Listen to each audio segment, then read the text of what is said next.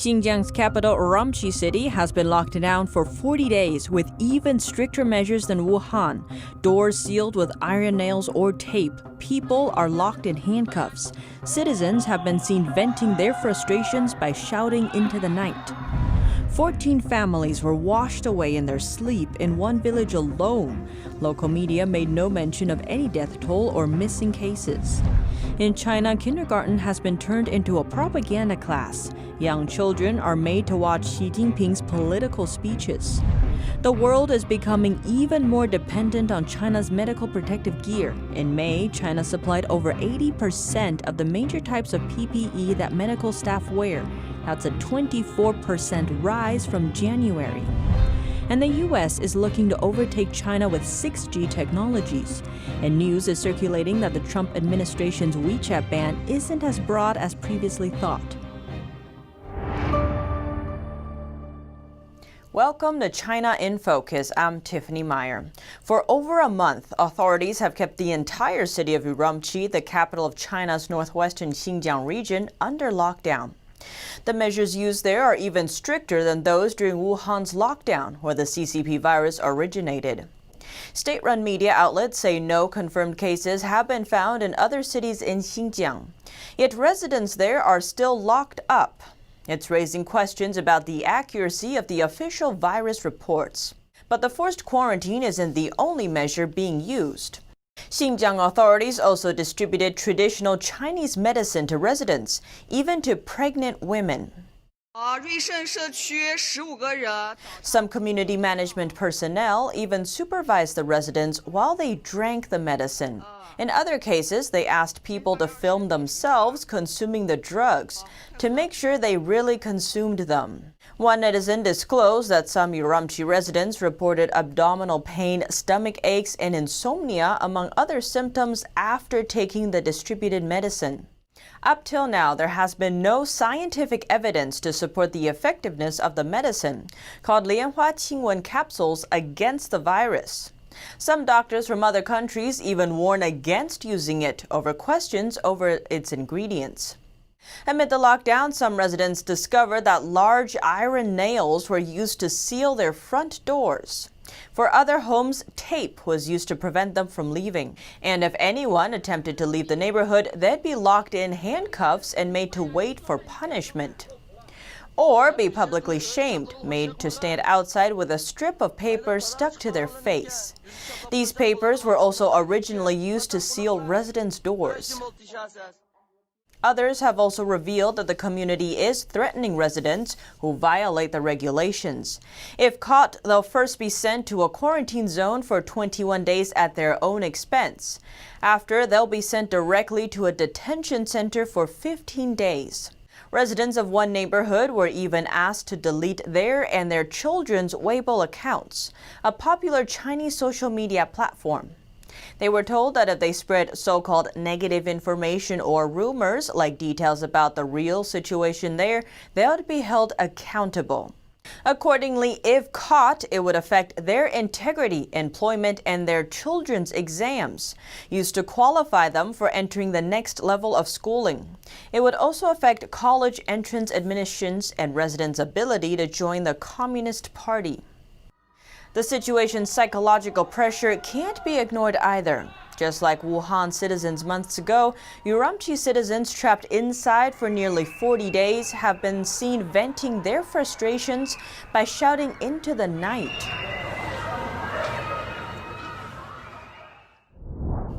According to Sky News, former cybersecurity contractor Robert Potter says leaked data from the Wuhan Institute of Virology indicates the Chinese Communist Party, or CCP, purged its database. Why? To drastically alter the country's real figures.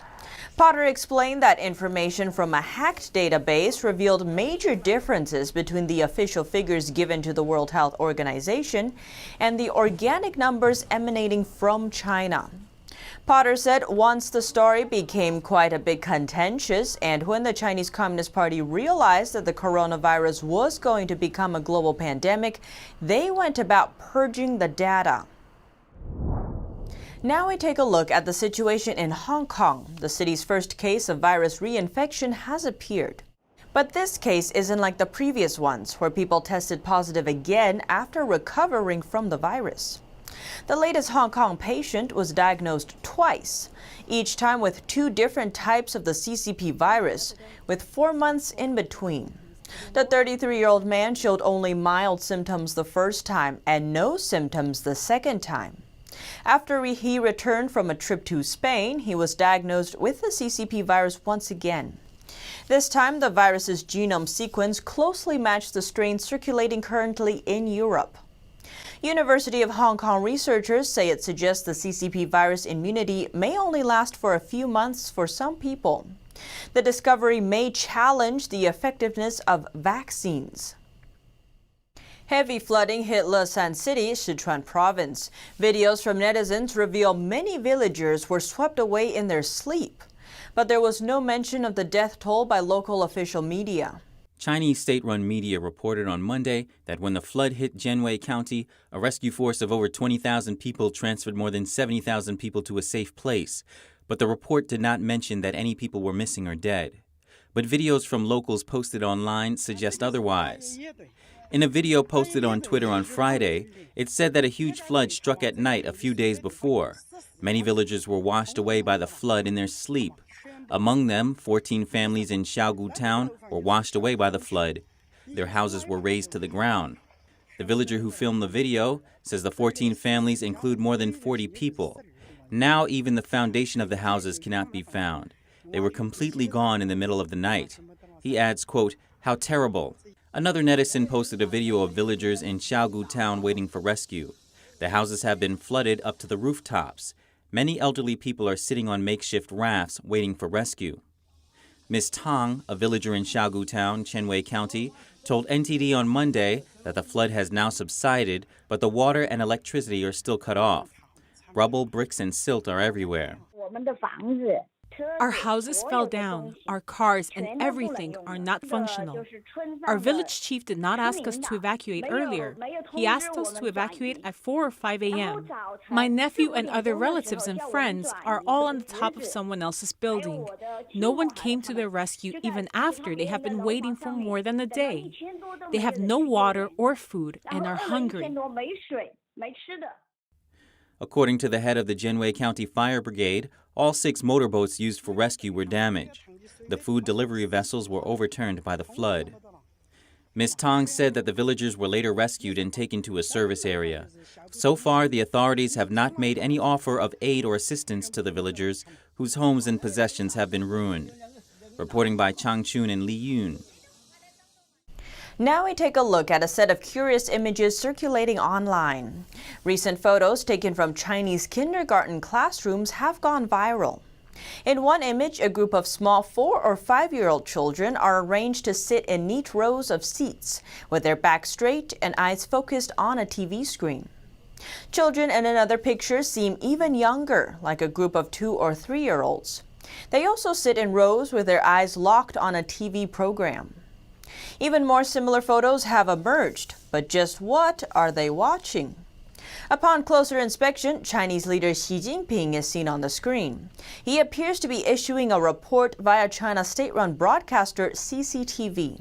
He's pictured in front of the iconic red backdrop used for the CCP's political events. Although the president says he's willing to decouple from China, it could prove difficult. New data shows the United States and the rest of the world actually grew more reliant on China for PPE gear during the pandemic. The latest data is from the month of May. Recent United Nations global trade stats from May show that China supplied 83% of the major types of PPE that medical staff wear. That's a 24% rise from January. Global trade in masks used by medical professionals grew from $900 million in January to $9.2 billion in May. In the United States, it rose 20 percentage points to 92%. In the European Union, it rose 45 percentage points to 93%. Dependence on China for PPE has grown sharply. The US lifted tariffs on Chinese PPE as a special measure and restricted exports of US-made protective equipment. Countries around the world have been looking to source outside of China and also ramp up production in their own countries. Fears are that China will use trade as leverage in foreign relations. The US has been trying to boost domestic production. For example, it ordered 3M to ramp up output of N95 respirator masks under the Defense Production Act. Coordination at the national level has stalled, and individual states are moving to buy goods directly from China. In preparation to cover a second wave and cover existing demand, stockpiles will need to be increased to prevent reliance on one country. The World Health Organization's Paul Molinaro, who oversees PPE logistics, says he hopes to be able to supply countries for about a month from central stockpiles, even if the supply is cut off. The Trump campaign released a list of 50 core priorities his administration plans to tackle in his second term. The list comes ahead of the Republican National Convention start. One major goal is to end America's reliance on China. According to the agenda, steps to end reliance on China include giving tax credits to companies that bring jobs back to the states, not giving federal contracts to businesses that outsource to China, and holding the Chinese regime fully accountable for allowing the virus to spread globally. Trump told Fox News on Sunday that the U.S. could decouple from China. He also reiterated developing a CCP virus vaccine by the end of the year, but this time with a new priority tacked on, a return to normal by 2021. Other goals on the list include ending illegal immigration, creating 10 million jobs in 10 months, enacting fair trade deals to protect American jobs, and expanding opportunity zones. The press release added that Trump will expand on these goals throughout the week on the campaign trail, as well as during his acceptance speech on Thursday at the RNC. And while the U.S. would need to make significant changes, China may also need to. It's facing a food shortage right now, with CCP leader Xi Jinping telling Chinese people to conserve food. Would decoupling make the problem even more challenging for them? NTD's Paul Graney asked Riley Walters, senior policy analyst and economist at the Heritage Foundation's Asian Studies Center, to find out more. China has, over the first half of 2020 compared to the first half of 2019, China's had to import something like over 1,000 times more of pork and grain products just to meet domestic demand. And so when we talk about pork imports, it's an increase of something like, from 1 to 2 billion a year, 1 to 2 billion in the first half of the year to almost, I think, something like 16 billion, right? And so it's a significant amount that they're having to rely more on. This is potentially an upside, though, I guess, for the U.S.-China trade deal, where China actually has to buy 12.5 billion more agricultural products this year than they normally would as a part of the phase one deal. If we're talking about China's food crisis, though, if it would have any more additional pressure on that, China doesn't rely just on U.S. agricultural imports or imports from the U.S. As we've seen over the last couple of years, again, from the trade war, there are substitutes around the world. If China's not buying soybeans from the U.S., it can certainly go to Brazil and buy their soybeans. If they're not buying meat products from the United States, they'll get them from New Zealand and Australia. And a lot of these countries might not be on board with 100% decoupling because they are smaller economies. Some of them do rely much more on exports and imports than the United States and China, which our two economies aren't necessarily driven by imports and exports. The Chinese city of Suzhou is one of the world's largest bridal goods exporters. But as couples around the world delay, downsize, or cancel their weddings amid the pandemic, the city's dressmakers are suffering. Tailors in the Chinese city of Suzhou usually have their hands full churning out beautiful dresses for brides around the world and helping them find the dress of their dreams. Suzhou is China's wedding gown city, one of the world's largest exporters for bridal goods. Xu Chuanhai is the founder of Giselle Wedding and Evening Dress Company, one of Suzhou's largest gown manufacturers. He said the company's sales from overseas have dropped significantly. Now there are much fewer overseas orders, not even 10%. I hope that the epidemic abroad can get under control, which will allow wedding dress studios to reopen. Factory workers have also reported concerns about the potential loss of jobs. I have concerns that sales are not as good and it will affect my job and life. I do have concerns. And on the retail side, only few shoppers can be seen in this major mall, known for attracting visitors from across China and abroad. Zhu Yuan, chairwoman of Roman's wedding dress manufacturer, said there are almost no dress sales happening now, adding that many of its distributors didn't survive in this crisis. If there are 100 clients, only less than 10 or 20% of them survived. It's really a low survival rate. We are also facing difficulties. All of our staff are back to work, but they mostly sit in the store and wait. No one comes at all. One bride, named Wei Jiawen, explained her family had to settle for a smaller celebration in Shanghai 6 months later than intended. We were under pressure both physically and mentally for half a year because of the delayed wedding. It's not convenient to go outside. Taking children to the wedding ceremony is also a risk because the epidemic is not completely under control yet. China's 2020 Wedding Expo was held in Shanghai last month. It's an annual event that draws wedding gown resellers, exporters, and bridal studios. But exhibitors reported very few visitors. Now to Hong Kong. Many from Hong Kong are rushing to buy properties in the UK. Agents and residents say it's due to the new security law. Property agents said they sold more than double the number of apartments to Hong Kong buyers in the past 2 months, mainly for personal use. Some agents say the demand is unprecedented. One property agency has sold as many properties in 2 months as it normally does in a year. Another agent said Hong Kong buyers are nervous about the political situation and want to ensure their families are safe and their income is protected. A weaker pound and a temporary halt to a certain sales tax have also encouraged Hong Kong buyers to invest in the UK. China's tech conglomerate Tencent has quietly changed the name of one of its apps.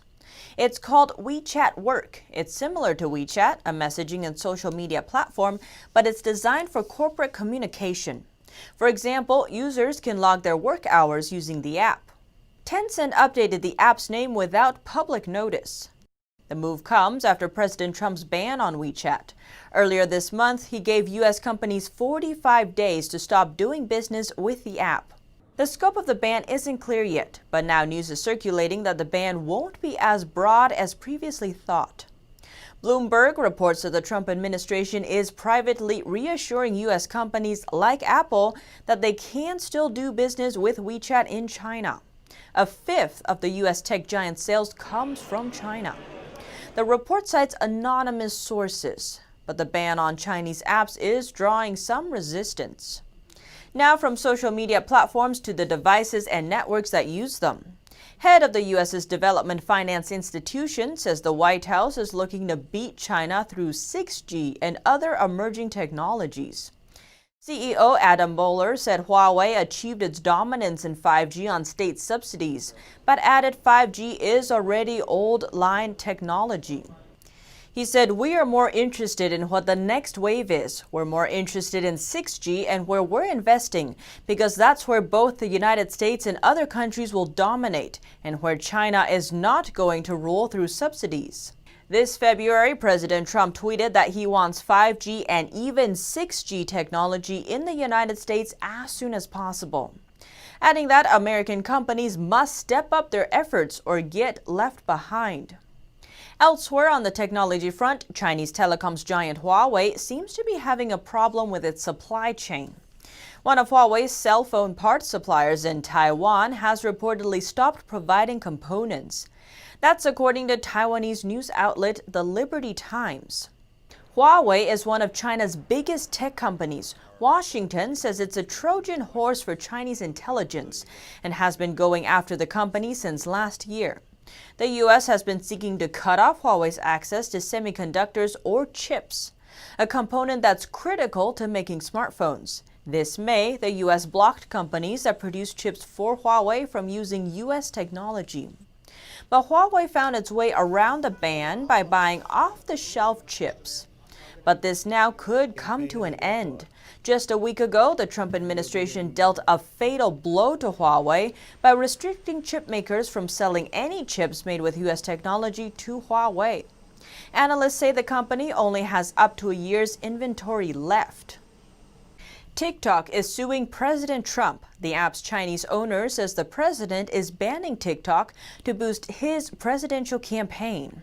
The company used a common Chinese Communist propaganda phrase in their defense, saying it's a campaign of what they call anti-China rhetoric. The company named President Trump, the U.S. Commerce Department, and Commerce Secretary Wilbur Ross in the lawsuit. An earlier investigation by the Committee on Foreign Investment in the United States revealed national security risks posed by the app. President Trump said for weeks the app was a threat to the personal information of its American user base. TikTok still denies it presents a security risk, but all Chinese companies are obligated to help the Chinese regime's spy apparatus by law. Cellular companies are rolling out their 5G services, but what kinds of changes should we expect? And will 5G live up to the hype?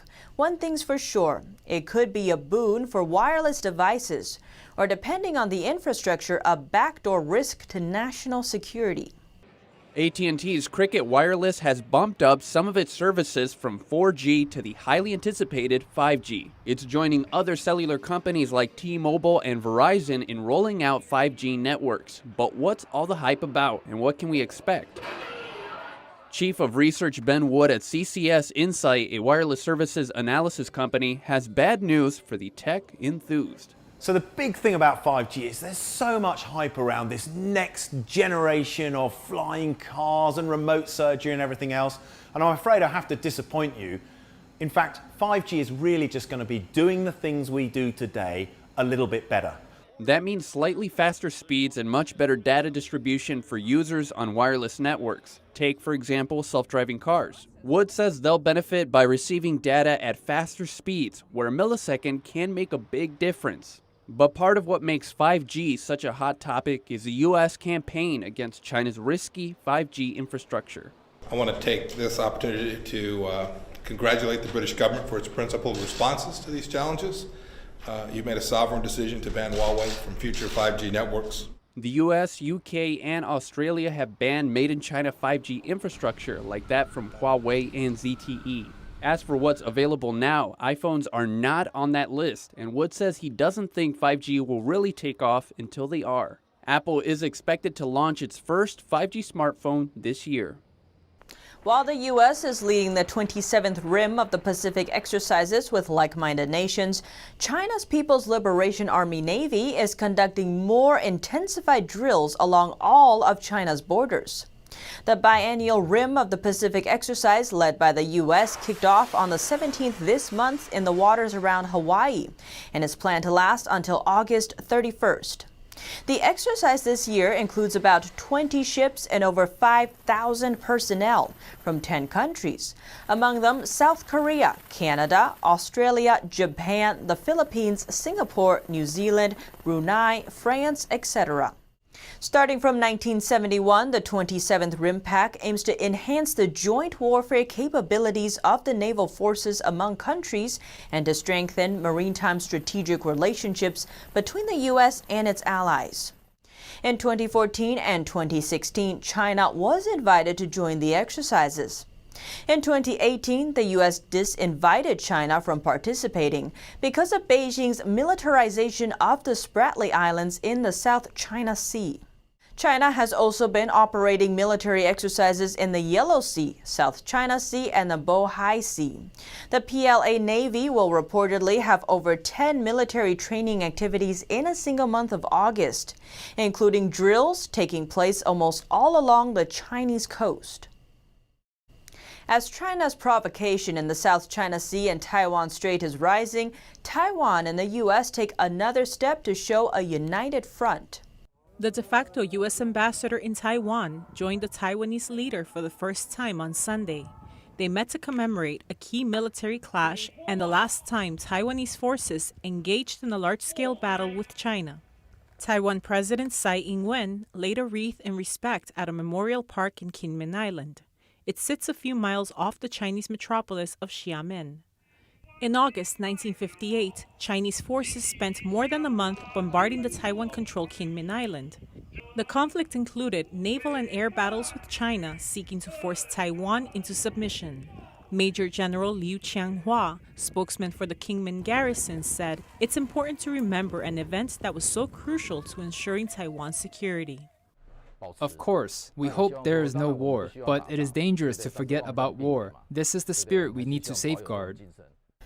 On her Facebook, Taiwanese President Tsai Ing-wen wrote on Saturday that it's the president's duty to safeguard national sovereignty, defend democracy and freedom, and ensure the rights of Taiwanese people's survival. This is not a provocation. And now we turn to another move in line with the U.S.'s hardening stance. Chinese leader Xi Jinping may soon no longer be referred to as President Xi if one U.S. lawmaker's bill gets passed. It's called the Name the Enemy Act. If passed, it would require official U.S. government documents to refer to Xi according to his role as head of the Chinese Communist Party, or CCP. So for Mr. Xi, his title would read General Secretary of the CCP. Newspaper The South China Morning Post quoted Xi's critics as saying the term president offers unwarranted legitimacy to an unelected leader. Although the bill has yet to be passed, U.S. Secretary of State Mike Pompeo has already started referring to Xi as General Secretary instead of President. And that's all for today's China in Focus. Thanks for watching and see you tomorrow.